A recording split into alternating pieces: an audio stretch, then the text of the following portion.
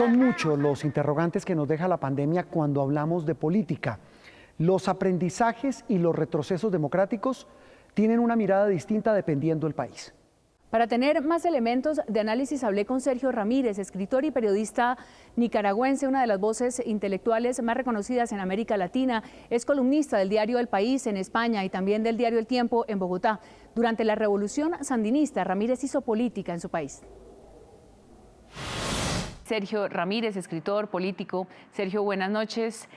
Pareciera que la pandemia ha desencadenado muchas transformaciones en nuestras vidas. ¿Llegó también el momento para el cambio en la cultura política? Bueno, yo creo que la humanidad venía sufriendo cambios sustanciales desde comienzos del siglo. ¿Qué es lo que está ocurriendo con la pandemia? Los cambios de civilización se dan en situaciones de crisis no pocas veces. Las guerras, que son grandes emergencias mundiales, las dos guerras mundiales del siglo XX dejaron cambios sustanciales, definitivos en el panorama político, en el social, ya no se diga en el panorama económico y en las conductas individuales. De manera que nosotros estamos acumulando factores de cambio cultural y social que se van a hacer patentes en los próximos años y algunos de los cuales ya no van a tener retroceso. ¿Qué tanto, Sergio, va a cambiar la geopolítica del mundo esta pandemia?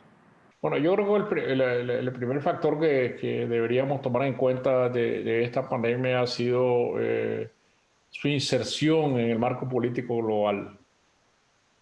Yo creo que ningún otro fenómeno sanitario en el mundo, de crisis sanitaria en el mundo, ha tenido estos efectos de introducirse dentro de la política, tanto en la geopolítica mundial como en los desagregados de las políticas nacionales. Si te fijas bien, cuando explota este conflicto, comienzo del año, se inscribe inmediatamente dentro de esta polarización creciente China-Occidente o China-Estados Unidos. Porque la pandemia ha venido a exacerbar un fenómeno de polarización creciente que ya había en las sociedades. Entonces, entre quienes niegan la pandemia, sí, y yo lo conecto a los regímenes más autoritarios, no sé por qué, pero son los que niegan la pandemia, niegan las medidas sanitarias, se burlan de los científicos que están previniendo en contra de los efectos catastróficos de la pandemia. Y este fenómeno Trump versus Fauci, el científico norteamericano que es el epidemiólogo jefe de los servicios epidemiológicos de los Estados Unidos, eso se reproduce en el Brasil con Bolsonaro. Ese negacionismo del virus muchas veces se ha asociado con coartar libertades individuales y también recortar derechos. Las medidas sanitarias han impuesto a la vida diaria pues un montón de límites. ¿Se puede creer que este fenómeno se mantendrá a pesar de que pase la pandemia? A ningún régimen, sea democrático o sea autoritario, le gusta ver interrumpidos sus propios programas por un virus que de repente se presenta y se muestra inflexible.